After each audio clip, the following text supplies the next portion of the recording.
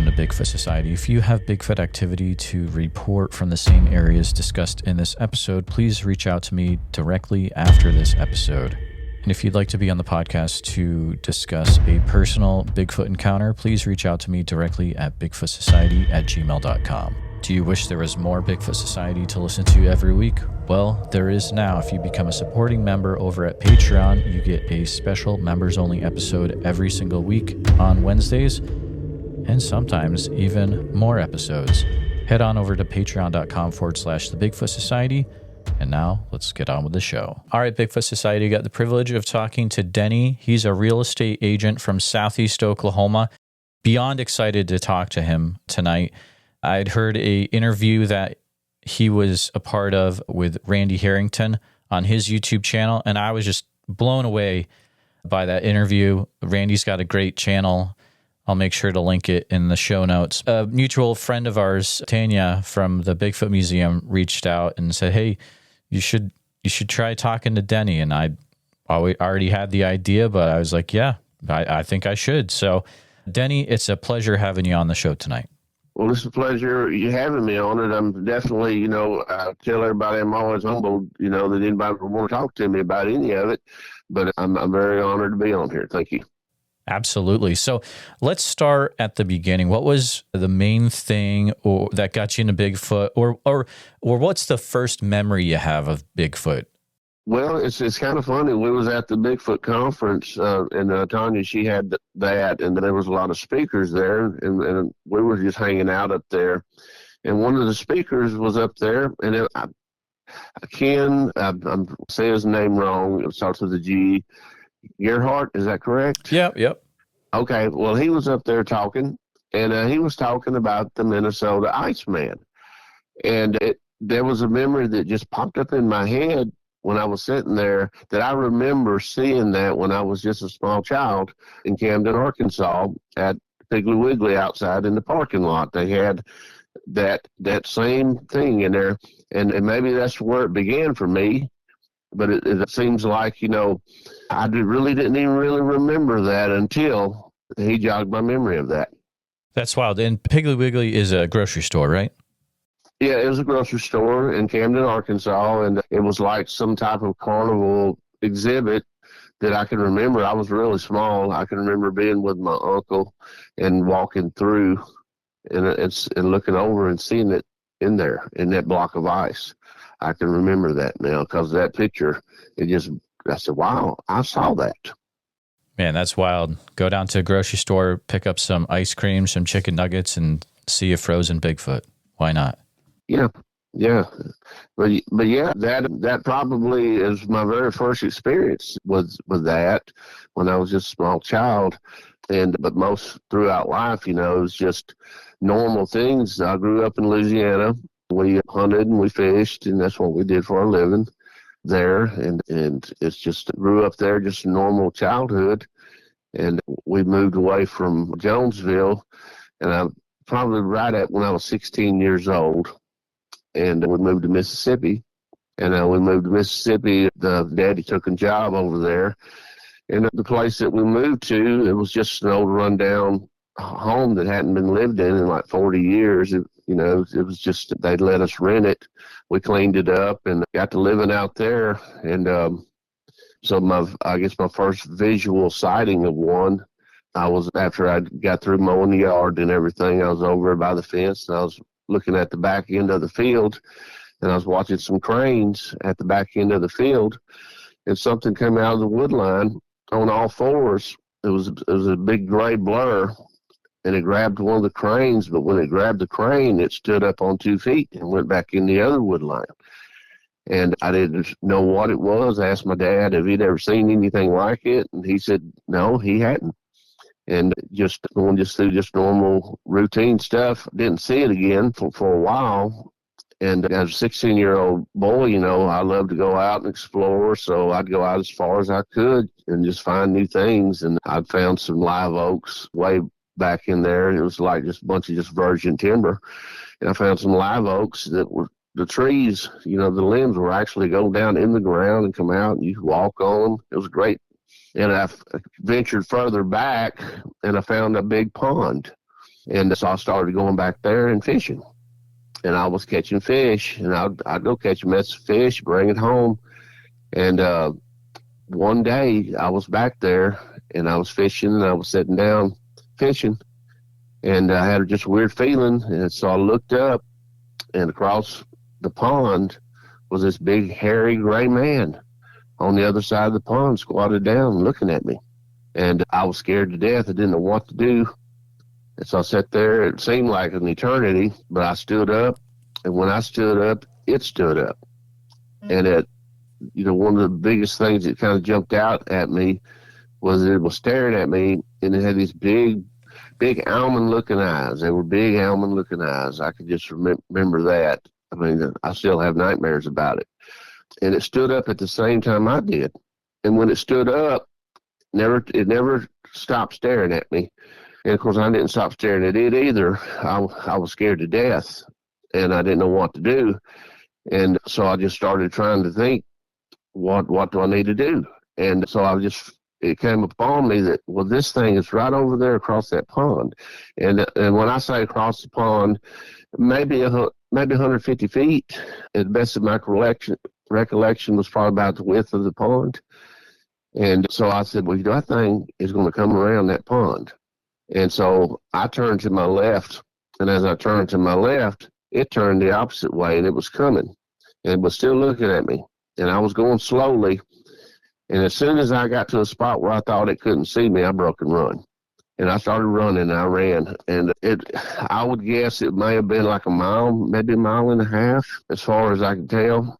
And right before I got to the house, I was coming down through the edge of the woods, and my little brother and my cousin were right there at the edge of the woods, and they were building a fort.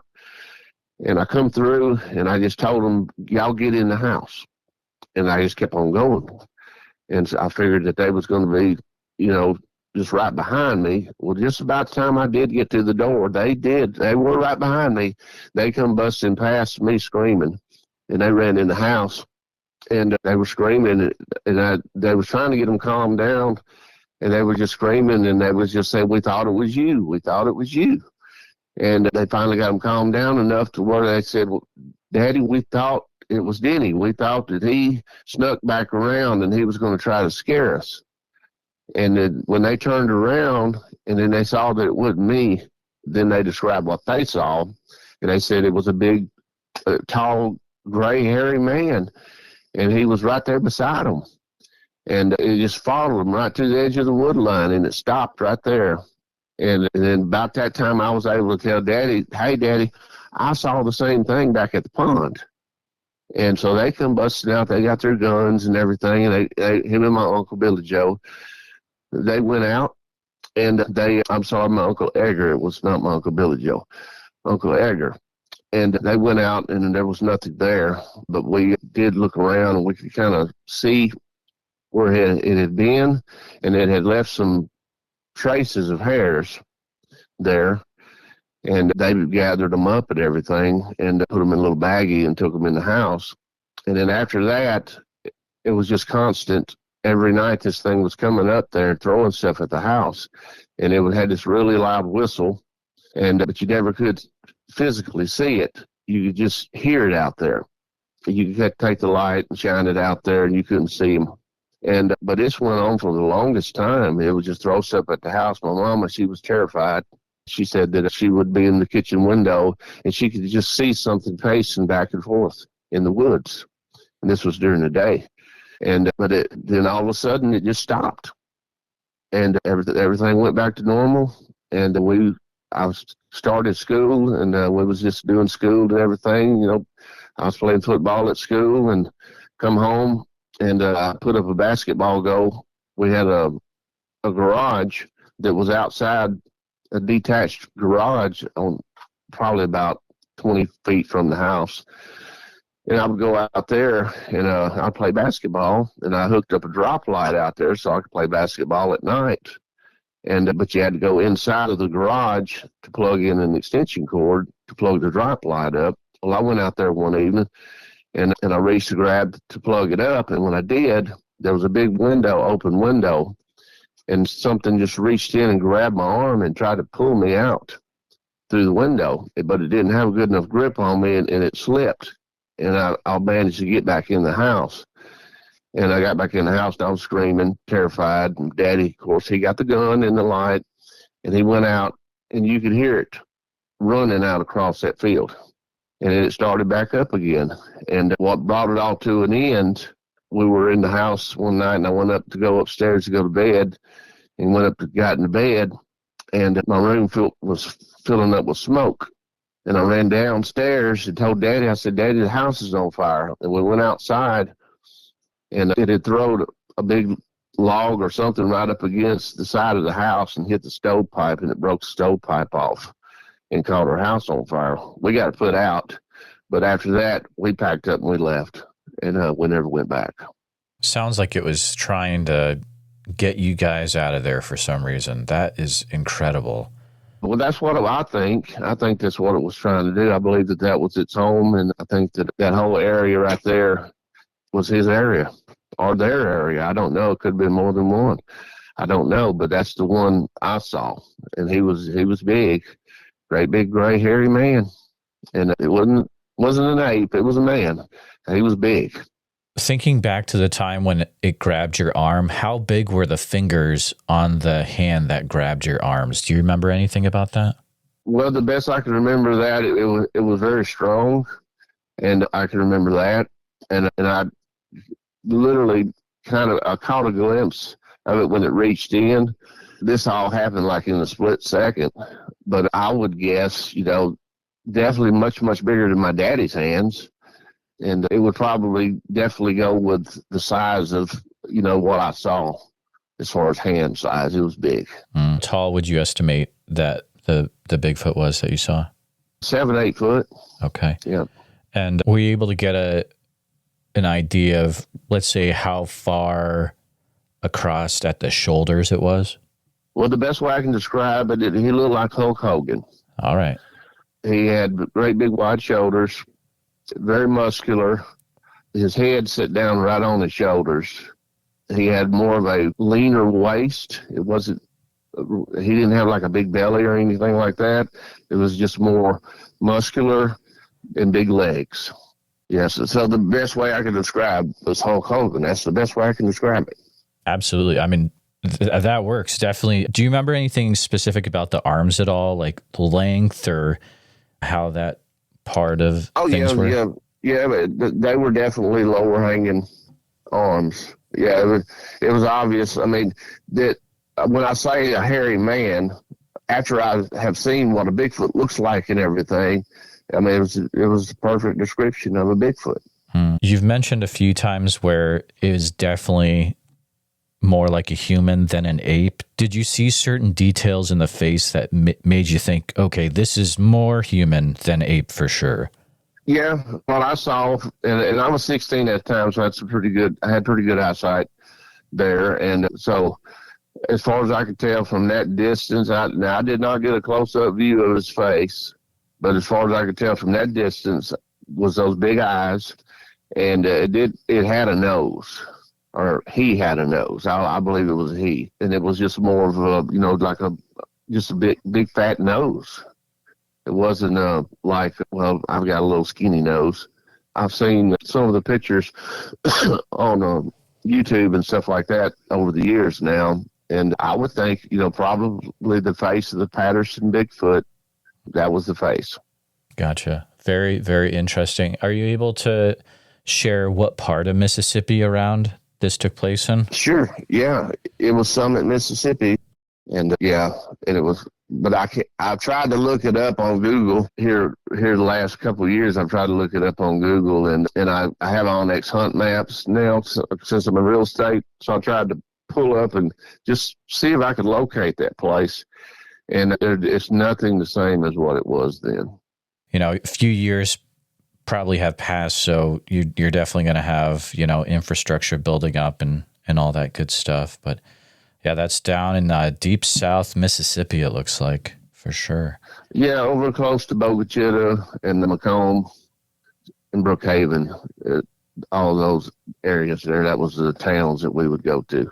You'd mentioned in the pre-interview that you also had an interesting thing happen in Texas regarding a photo you had taken. Yeah, I did. And this kind of led me to coming to Oklahoma in a way. I was in Texas. I played music for a living down there. And me and my brother, we had a little studio there right outside of Conroe, Texas, in between Conroe and Montgomery, Texas. And we stayed in a trailer park right there close by the lake. And this was right before I came up to Oklahoma. And, well, we were staying there, and my brother, his daughter, she kind of loaned us a little Pomeranian dog, so I would take this little dog out. And back behind the trailer park, it was nice woods and stuff back there, so I'd take the dog back there and just go hang out with the dog and just doing something during the day. Well, I was back there with the dog one day, and I just noticed, I said, well, that looks just like a structure. And so I had a little flip phone, and so I'm going to go up there and take a picture of the structure. So I'm going up there to go take a picture of the structure, and just by the time I get my phone up there to take the picture, there was something over to my right whooping at me. It's making these loud whoops. So I just went ahead and clicked the picture. And I turned and tried to see what was whooping at me, and I got scared because it was pretty loud, but I didn't see it. And so I came on back in. I got the dog and came on back in as quick as I could. Well, after I got back in there, I started going through my pictures, and I looked at that picture of the structure. I said, "There's something in there." So I got it, downloaded it to my computer and pulled it up and blowed it up, and I said, wow, that looks just like a dead-gum monkey in the tree. And that was about it. I showed it to a couple of people over the years, but that was about it. Well, just about that same time, my dad calls me up. He says, son, you're not going to believe what has happened up here. And I was just joking with him. I said, what, Bigfoot come up there? He said, well, yeah. He said, actually, he did. He broke in my trailer. And he said, I called the sheriff. And sheriff came out, and the next thing I know, I've got Bigfoot hunters all over my property. And he said, I asked him what was going on, and he said, well, Mr. Coleman, we found tracks, and they're not bear tracks. They're actual Bigfoot tracks. Well, Daddy, he told him, he said, well, I just want y'all to just get off my property and don't come back. And they didn't. Well, he told me, he said, son, you need to get up here. And so me and my brother, we came up. And I brought a little VHC camera with me, and he showed me, where it broke in the trailer and everything, and it just literally ripped it from the top of it off and tried to get in, but it was too big to get in between the studs. And he said, I tell you what, he said, you just go back there and look around. He said, I bet you'll see something. So I did. I went back there and I looked around, and he told me about this pond back in behind the house, and I was going back there. And I had my camera down, and I was walking down the trail to the pond, and right before I got to the pond, I looked up and I saw 4. I saw a big black one. There was an auburn one. It was a little smaller. There was an older-looking gray one, and then there was a smaller black one. And they saw me about the same time I saw them, and they just backed into the woods, disappeared. Well, I grabbed my camera up and hit record and started trying to record, and I was just shaking all over. And I was just shaking, just scanning back and forth. I didn't hear anything. And I took the camera back and loaded that on the computer, or downloaded that on the computer, and got to look it in there. And I went through it frame by frame, and sure enough, they're in there. They call it blob squatch, but it's pretty obvious what I saw. I know what I saw, the colors of them and everything, and it was them. This is the exact part that I wanted. This is why I wanted to have an interview with you, because I remember this in Randy, and I was like, I want to talk to Denny. So before we miss it, though, so is there any way I might be able to see that photo you took in Texas? Oh, yeah, you can. Okay. Actually, let's see, Todd Gatewood, he put it on his, Tanya's got it on her site. Okay. Too. But Todd actually cleaned it up. Him and I'm not sure if MK Davis has done anything with it or not, but he said he had talked with MK about it. But Todd did a great job. He cleared it up, and it's just amazing. That'll be interesting to see differently. And so you had a VHS-C camera on you, and you said you have what you can see about 4 Bigfoot in the frames of that video you're saying. Well, I see 3 in the frames. I don't see 4 in the frames, but I do see 3. I see the older one, see the female, and then I see the big one.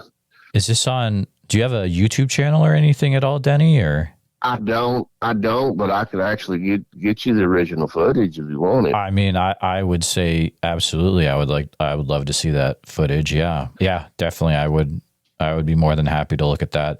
That sounds incredible. Can I ask so it's Southeast Oklahoma, right? Are you able to share maybe like was it around a certain town or? Well, yeah. Well, I'm outside of Tallahena. Okay. I actually live on Indian Highway south of Tallahena. I live right at the foot of the Comanche Mountains here at K-Trail.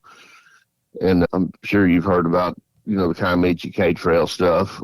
I've seen a few videos out there of some folks that's been up there, kind of looking around, and they've run across some good stuff up there, which, I've seen tracks up there. I haven't actually seen one on K-Trail up there, and I did see the top of one's head over at Honabby one time when I was taking some people out on the property, and it basically, I was sitting under a tree. I told them to go ahead and go and look at the property, and they was going down in there looking at the property, and it come right behind them, and I saw the top of its head, and it was obvious what it was.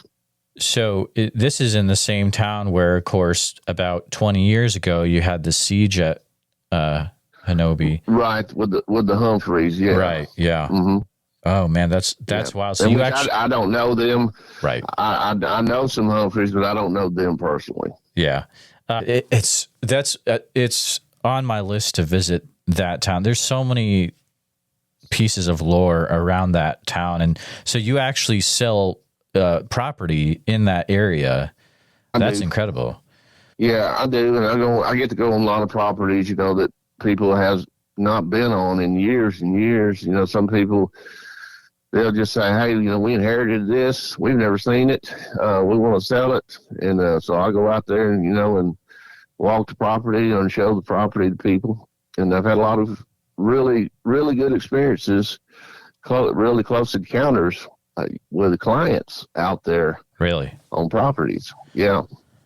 Do you remember, would you be able to share any of those that really stick out, that you're like, wow, this is really escalating and I just want to sell this property and get out of here? Yeah, there's 3 particular ones. There's one, when I first got in real estate up here, it's been a little over 7 years ago. I was up showing 160 acres. It's in between Red Oak, Oklahoma and Leaquire, Oklahoma.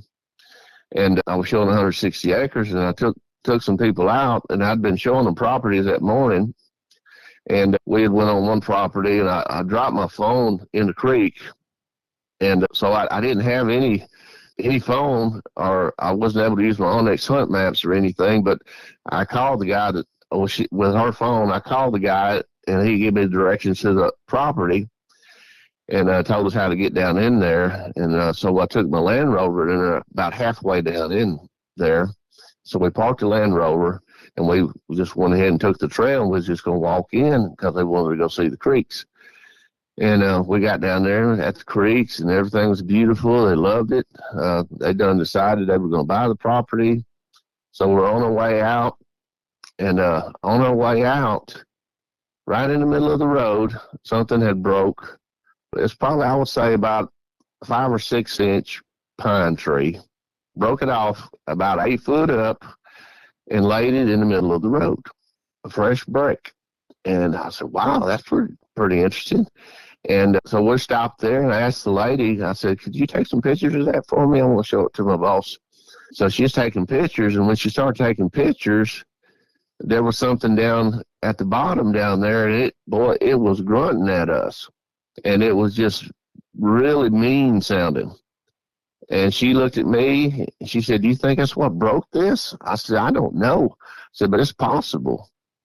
And about that time, she broke and run. She was sitting on top of the Land Rover when me and her husband got there, because I had locked the Land Rover, and she was on top of it. And when we got there, she told her husband, she said, I want off of this property, and they never contacted me again. That was one experience. How many clients do you lose because of Bigfoot?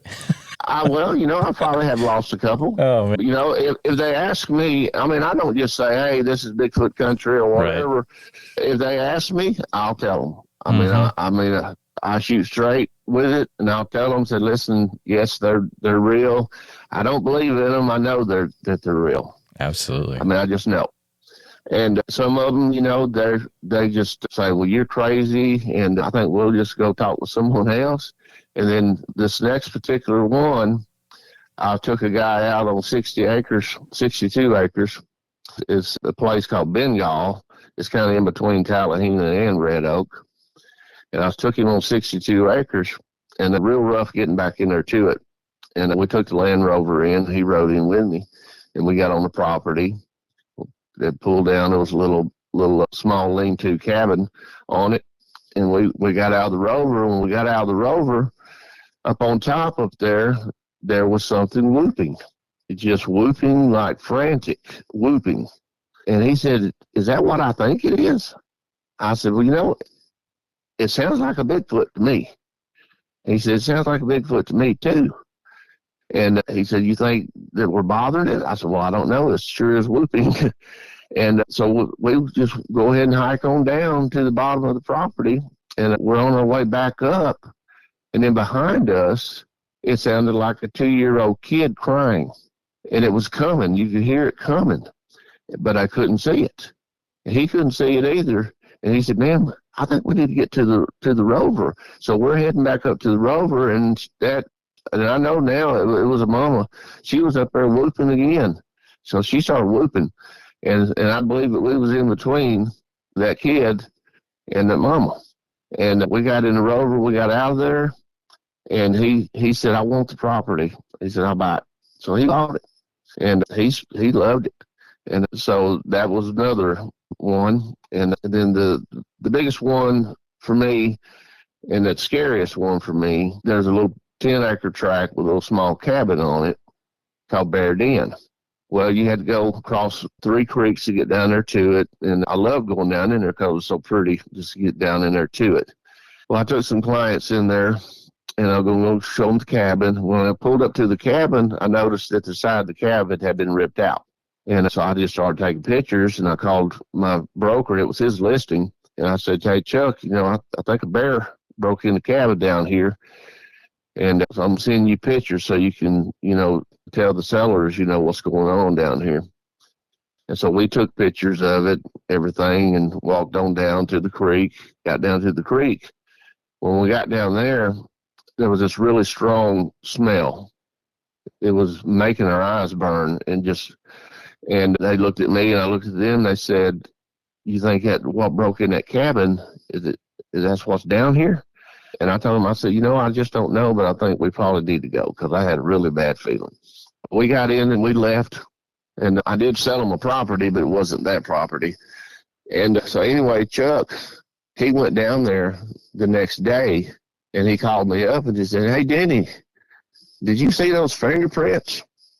And I said, what fingerprints? I didn't see any fingerprints, Chuck, on the door. Or he said, no. He said, so he sent me pictures.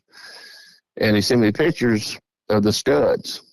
And the studs were like the real 2x4 studs. And it was greasy fingerprints on the studs.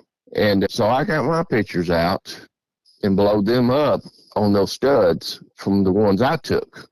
And sure enough, you could faintly see those fingerprints on those studs. So whatever it was that broke in that cabin had fingers. And it had greasy fingers, or oily. It had oily skin. And so that was really freaky for me. And what was the freakiest part about it for me is that in my pictures, where it had ripped it out, there was claw marks.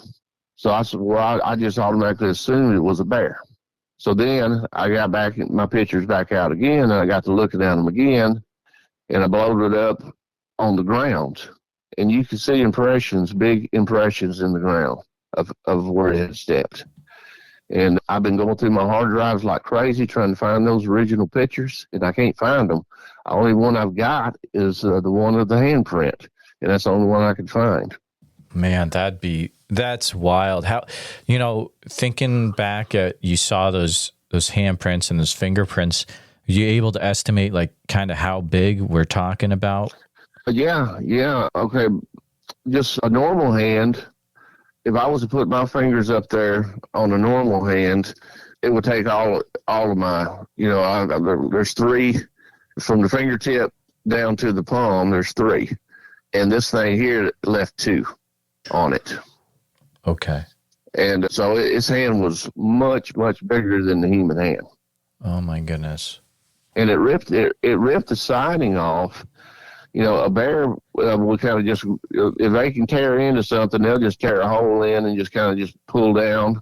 This thing, it pulled it from, it broke. I mean, it literally grabbed it and pulled it out and snapped the sidings. Oh, yeah, wow. it was very strong. And it didn't go in the cabin, though. I don't know if we had just come up on it. Apparently we did, because it was down there by that creek. So that was a really close call. Absolutely. The indentations you saw in the ground, how long would you estimate that those were? Bigger than 14 inches. Jeez. In my estimation, yeah. Oh my goodness. I know. I got a question for you. And so I have a Patreon, and I tell them a little bit beforehand about who I'm talking to. And if they want to ask a question, there's a possibility that I'll use it. And Anne Marie has a question for you. She asks, do you find you have more experiences when you're alone than when you're with other people? No, it's about even on that. Yeah, but now I will tell you, after my experience in Mississippi, I really don't like to go out there by myself. I always like to have someone with me when I'm out there. But now it seems like, I've had just as much experiences around people as I have, just by myself. Has there been a time when you've had an individual come up to you and they've been like, hey, I'm super into Bigfoot. Can you find me a property that is Bigfoot's on the property? This is what I'm into. Let's make it happen. Yeah, I have that, and I'll take people out to properties where I know that they're going to have some type of experience. Yep. That's awesome. So, like, you're kind of the Bigfoot real estate agent guy of Southeast Oklahoma. In a way, yeah. Now, my broker, Chuck Clark, I mean, he's been on a lot more properties than me, and he's had a lot more experiences than me. Okay. But, actually, he was just down 2 days ago. He was down at Kiamichi Wilderness, and he physically saw one down there, and I haven't got to get with him yet on it. He just told me some stuff over the phone. But he actually talked to the park ranger down there, and the park ranger told him that particular place down there that they was down there and something was throwing big rocks at them. Oh, wow. See, that's the stuff I love, Denny, is when the park rangers get involved, and they might not be saying Bigfoot, but they're saying, there's stuff going on in here. You better be careful. He wouldn't tell him it was Bigfoot. He said there was something throwing big rocks at him. Has there been a time where, let's say, you've sold a person a property, and then maybe a week later they're like, I don't care, I'm out of here, and they just leave? Yeah, I sold one on K-Trail. Oh, actually, I didn't sell the one on K-Trail. My broker actually sold that one on K-Trail, but I did resell it. And what they went up there, and they won't admit that's what happened, but I know in my heart it is. But they went up there and set up a very high dollar tent, super high dollar tent.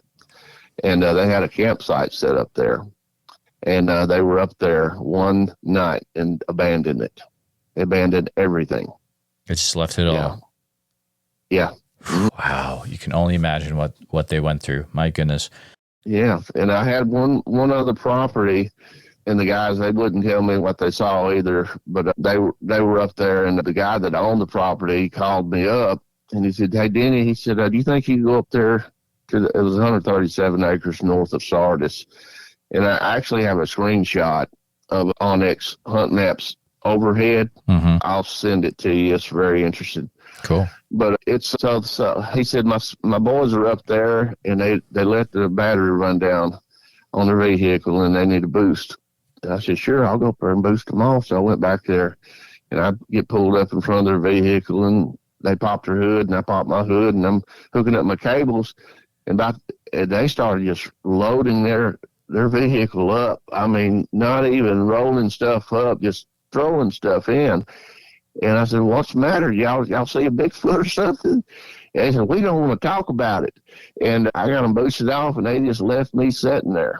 They got out of there. Well, wow. Anyway, he calls me up a couple of days later, said, hey man, he said, I want you to sell my property. And so he had just bought it. I mean, he hadn't had it very long. And he had just bought it. And I said, yeah, I'll sell it. And so I sold it. And I haven't heard anything from the new people that have bought it. That's incredible. I'm going to talk to the listeners for a little bit. So listeners, if you had a situation where like you bought a property in Oklahoma and something happened and you sold it right away because you were like, I'm out of here, I'd love to talk to you about that if you'd be willing to talk about it. All right. Denny, imagine this. So imagine if you're looking at a map and you make a square going from Honubby 144 across over to Octavia, you go up to Big Cedar and you go west across 63 over to Whitesboro. Imagine you've got the land in between that circle. Have you ever had any things that you've been involved with regarding Bigfoot stuff inside that square? I've had some interesting reports from interviews over the years.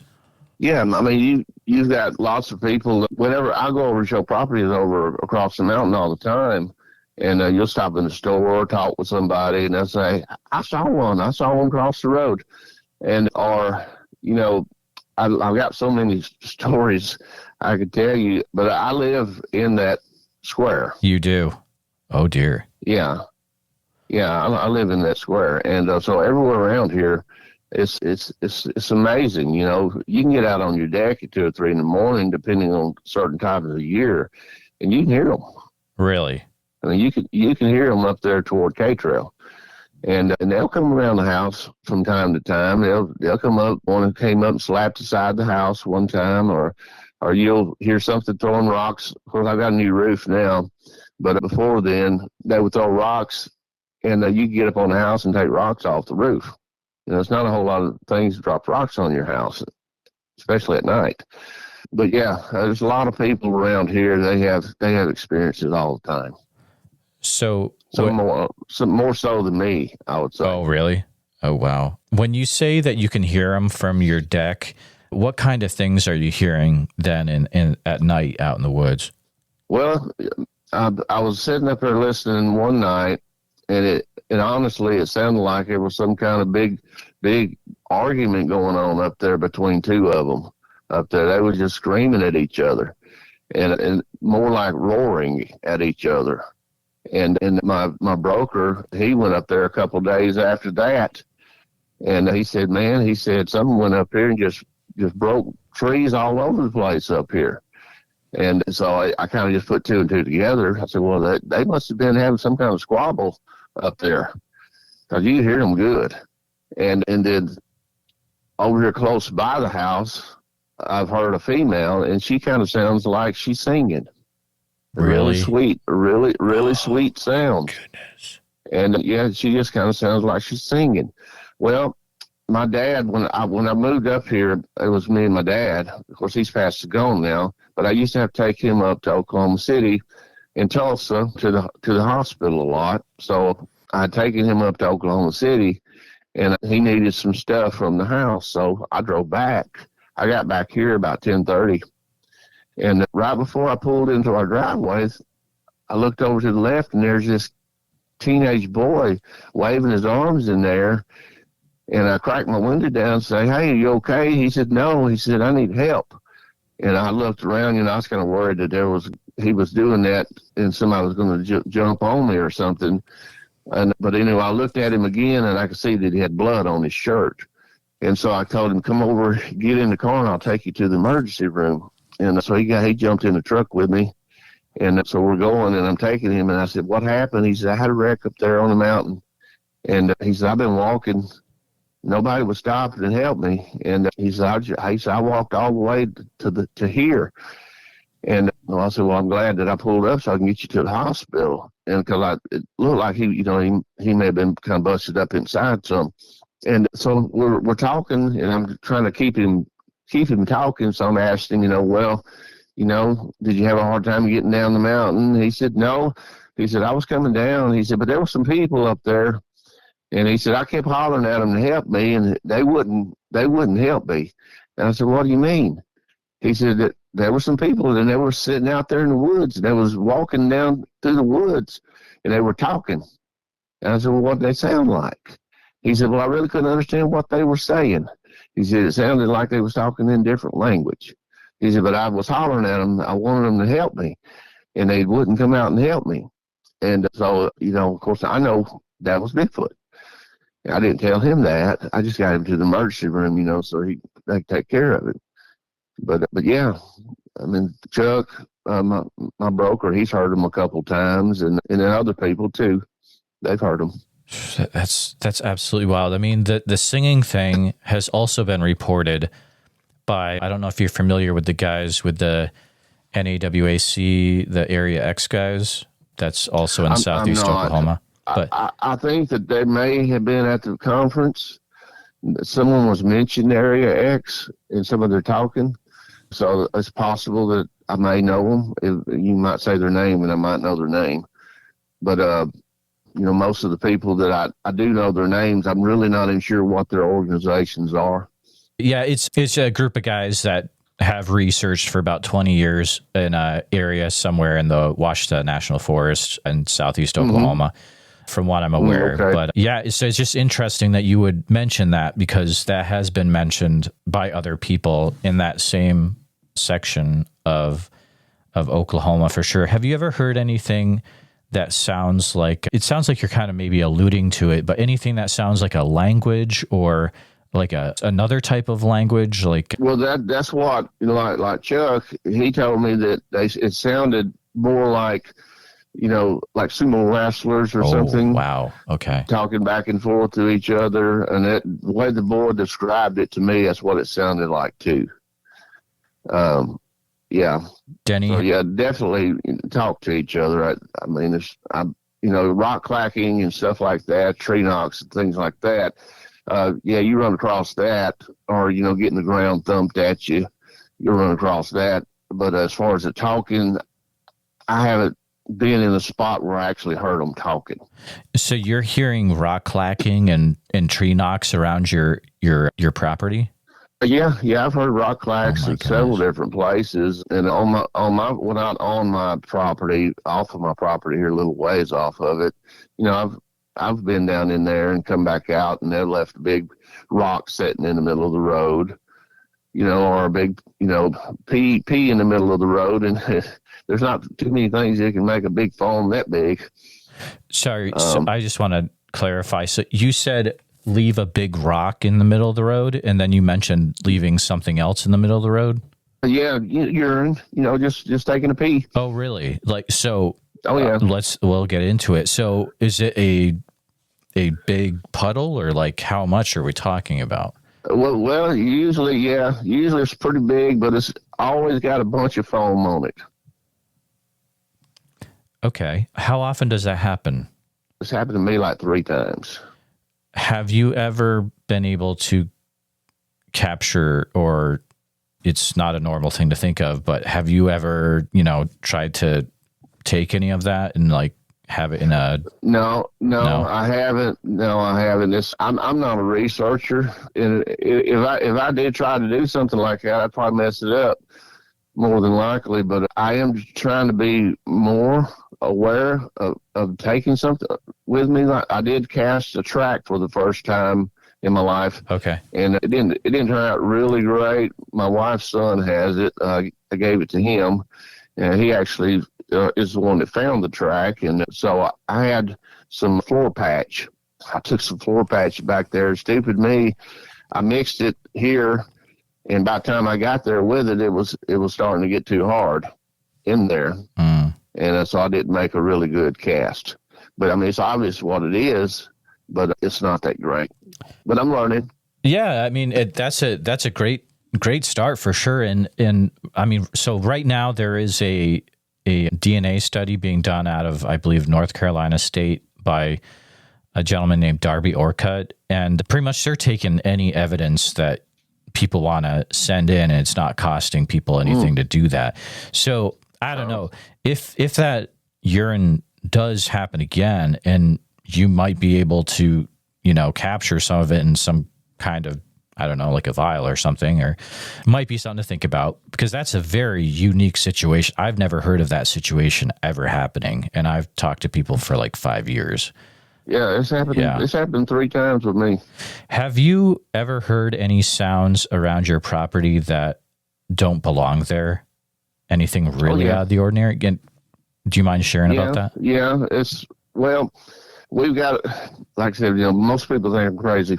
I don't. But anyway, this has been maybe a month and a half ago. I go out on the back deck, and when I walk out on the back deck, there's something takes off running back toward the creek, and then it stops at the creek and turns around and screams at me. Just a loud scream. A mad sounding scream. But it was obvious that what was running wasn't that big. So I thought it was somebody, actually. I keep my 22 right there by the door, and I thought it was somebody. But that scream wasn't somebody, unless they were pretty good. But so I told my wife about it. I said, I think that was a juvenile out there. And she said, oh, I hope not, because she really don't believe. And she said she will when she actually sees one, but she believes me.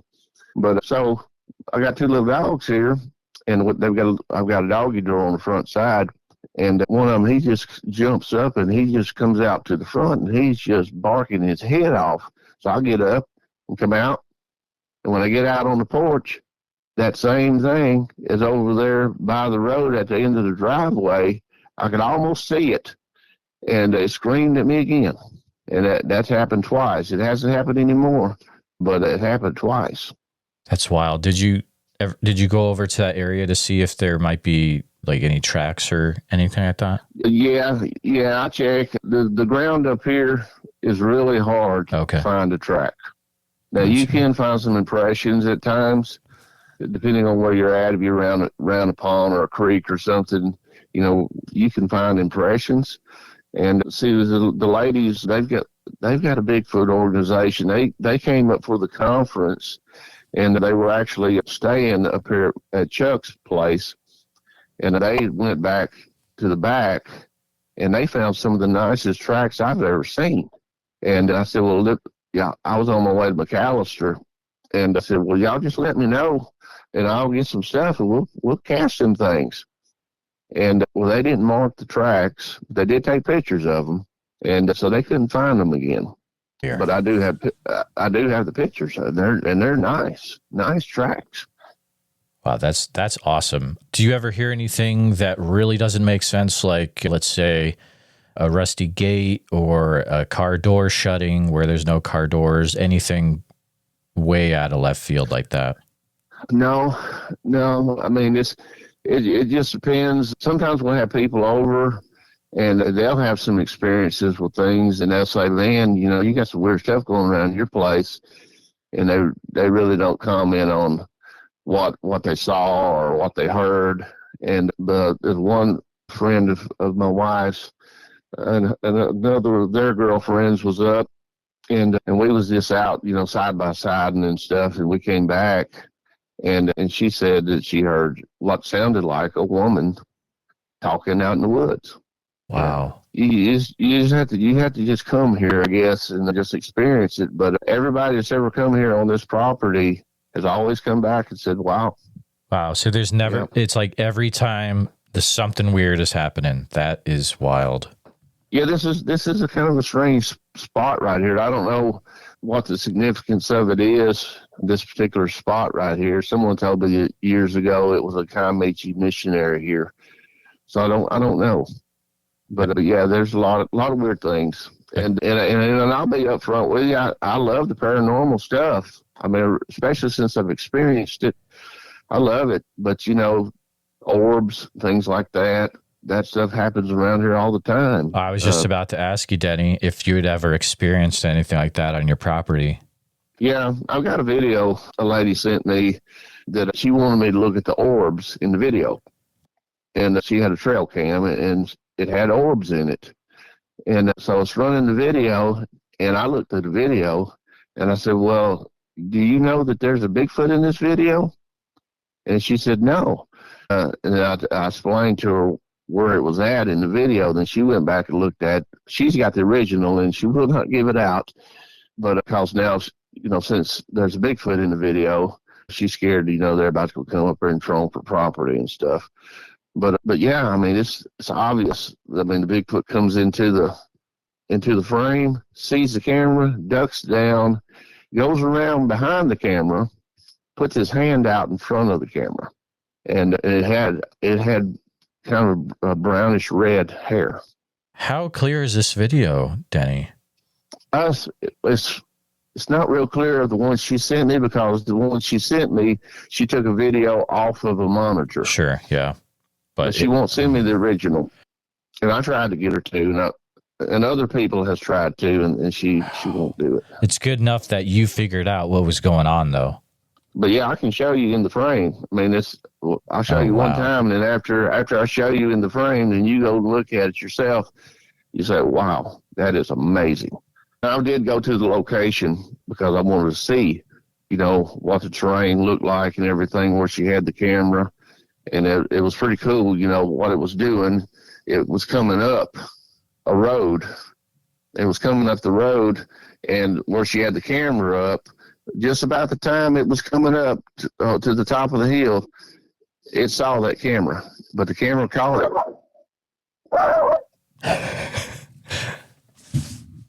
That's my Bigfoot dogs. Yeah, they're getting after it. They're at it. That's awesome. Yeah. But yeah, it's a lot of stuff. I mean, I've got so many stories and stuff and experiences with things, and then what's really weird about the whole thing is I don't try to have them. That's the cool thing about this, Denny, is that you're a real estate agent. That's your job. I mean, that's what you do, and that just happens to happen because you're in Southeast Oklahoma. And you have all the stuff that us Bigfoot people, we would do anything to experience. And it's your job, it's incredible. Well, come on up here in October and hang out. All right. You'll have an experience. Oh man, is that the time of year where things get craziest for you, is October? Usually when the weather's starting to really start getting cooler and change, you start hearing more. For sure. Now, right now, a lot of people has just been having lots of experiences at this time of year. Really? Yeah. I got to ask before it gets away from me, then I'd regret if I didn't ask. The video that you saw, which was the copy of the other video, is that a thing where you still have it, or it's... I do. Yeah. Probably can't show it to other people type deal. No, she don't mind one bit me showing that. She just said that she wouldn't give the original out. Yeah, gotcha. That's all. Okay. But no, I don't mind showing it one bit. You just send me your email and I'll send it. I'll send you the footage. I'll send you my raw footage of my VHC camera. I'll send you the picture, the original picture of the one in the tree. I'll show you the still shots that I took from the VHC, but you can go in there and pull your own out. You might see more than what I saw. That would be great. I would love that. Wow. Is that the area where that lady's in? Is she in the square as well? No, she's actually north of that. Okay. She's north of Tallahassee, and that's it's a lot of stuff happens up there. It sure does, from what I've heard. Yeah. Yeah. This has been absolutely incredible. The stuff that sounds like you're experiencing day to day. I mean, incredible. Well, it's been a lot in the last 8 years. I'll say that. I've had a lot of good experiences. Have you ever thought of writing a book? No. Okay. No, I haven't. Now, surprisingly, this lady, she wrote a book, and I didn't realize that I was one of the main characters in the book. What? And yeah, and the book is actually it's about a woman seeing Bigfoot, seeing woman, or I think that's the name of it. I've got a copy of it. She signed it. It's pretty cool. But I didn't realize I was one of the main characters in the book, and so I was really honored by that. That's awesome. Is it is he actually called Denny the real estate agent, or is it just like, okay, that's based on me? My name is Vance in the book. Oh, okay. Nice. That's awesome. Yeah, it's pretty cool. I honestly, I haven't even read it yet, but I just thought that was pretty cool that someone had told her some stories about me, and the next thing I know, I'm in a book. There you go. I got one last question for you. So, you know, the events of the siege at Honabi back in 2000, where, you know, the Bigfoot tried to get into that house because of the deer that was being kept on the front of the house in a refrigerator, right? Have you heard of any other situations where a Bigfoot tried to get into a house or a cabin when there were people inside of it?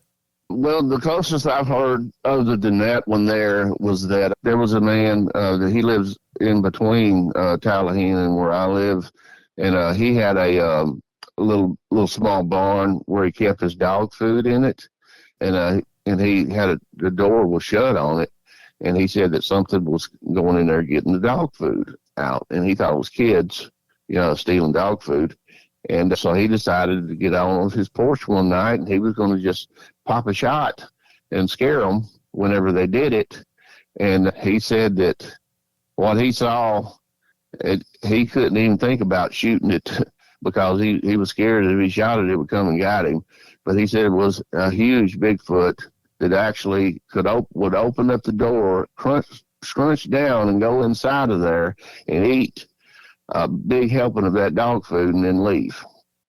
But as far as one trying to break in someone's house with a minute, I have not heard that. And I'm really surprised that happened, that because I've never had, a bad experience. And I would think right here where I'm at, it would just be easy pickings for them if they wanted to come in and get them some food or whatever. I mean, but they've never tried to get in the house ever. Absolutely incredible. You are a wealth of knowledge, Denny, and it has been an absolute pleasure talking to you. I'm sure those dogs are ready to go. They're ready to get the Bigfoot. I'm sure there might be a few listeners thinking, oh man, how do I reach out to Denny? Is there a way to reach out to Denny? Like if there's someone who wants to buy a piece of property in Southeast Oklahoma that might be related. Sure, yeah, they can contact me. I work for Red River Realty and Auction. Okay, and they can contact me there. Or if I've got an open Facebook page, Denny Coleman. I mean, they're more than welcome to send me a friend request on there or whatever.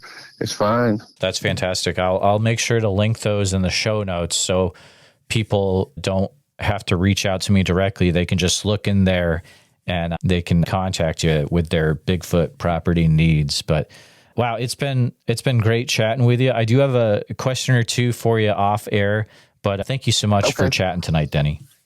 Well, hey, it's been my pleasure. I appreciate you just letting me talk. I mean, a lot of people, they shut it off right off the bat, and they just say, "Oh man, you're just full of it."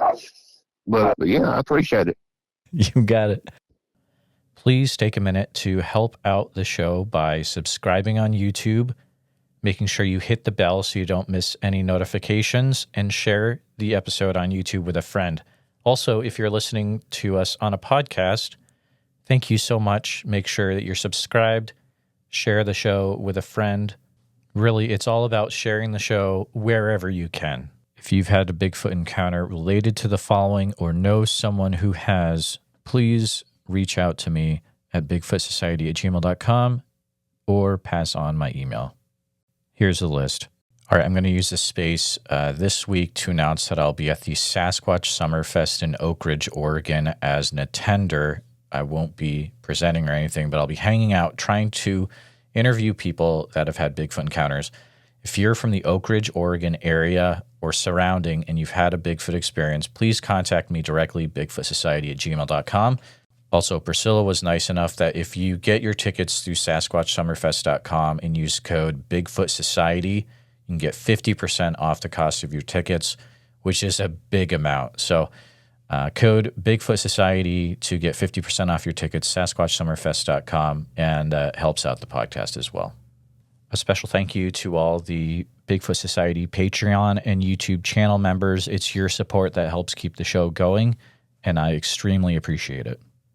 Here at Bigfoot Society, we're headed to the moon, and here's a current update about going full-time. So here we go. As of 5/22, we are now at 202 patrons out of 824 needed. That's 24.51%, almost a quarter of the way there, guys. Brings us down to 622 left to join the Patreon. So a huge thank you to Barbara, Gregory, Dana, Craig, Jeff, Steve, Ricky D, Norm, Megan, Dan, Daddy Chatty, Joe, Eber, Ike, Jules, Josh, Ryan, Todd, Nathan, Gabe, Bill, Lucky, Megan, William, Bobby Joe, and Inger for joining recently. If you want to join in the fun, you can join over at patreon.com/the Bigfoot Society. I'll see you there. And again, thanks for listening.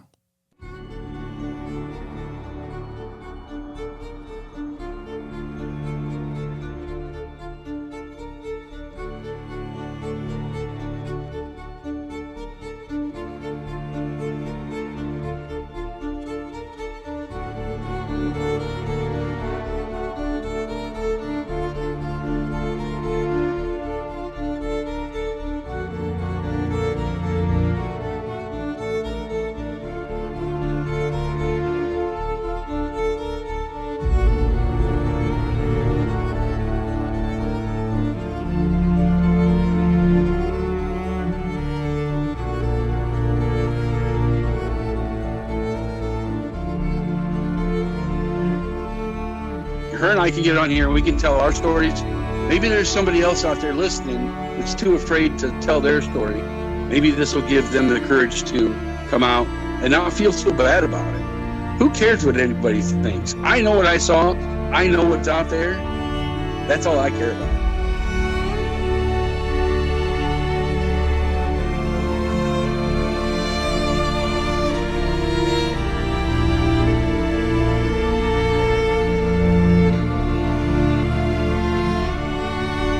Please let people know. Please let them know. If you ever see one of these things, you need to tell.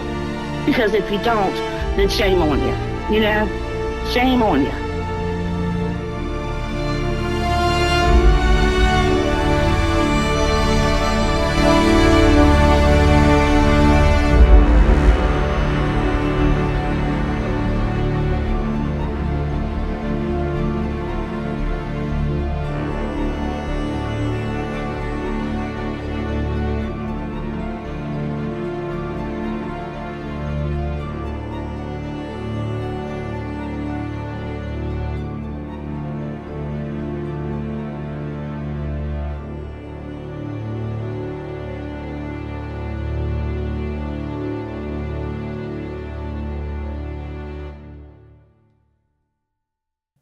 Wait, there's more. Monster Fest 2 is coming up soon in beautiful Canton, Ohio, and I will be there doing a live podcast. If you've ever wanted to meet Bigfoot Society in person, this is the year to do it. My special guest in the live podcast episode will be Justin from Cryptids of the Corn. You will not want to miss this live episode. And then you can hang out with me at Monster Fest. You can go to smalltownmonsters.com to get your tickets. Pre-sale tickets are $20.50, and tickets at the door will be $25. But kids 12 and under are free. How many places can you go to where kids 12 and under are free? Not many. New this year are the live workshops. I'm excited about this. Extremely excited. How to cast a footprint, how to collect DNA in the woods, ghost hunting tools 101, how to do research. Also, there's going to be food trucks outside this year, and new guests, new speakers, people you won't. I mean, the coolest thing about last year is that I got to meet people I was not expecting to be there. People like Les Odell, John Hickenbottom, really cool Bigfoot people that I never would have thought that I would have met before. And Seth Breedlove made it happen by making this incredible place for the community to get together. Monster Fest in Canton, Ohio, June 28th through 29th. Guys, do not miss this year. If you missed last year, don't miss this year. Head on over right now to smalltownmonsters.com. I hope to see you there.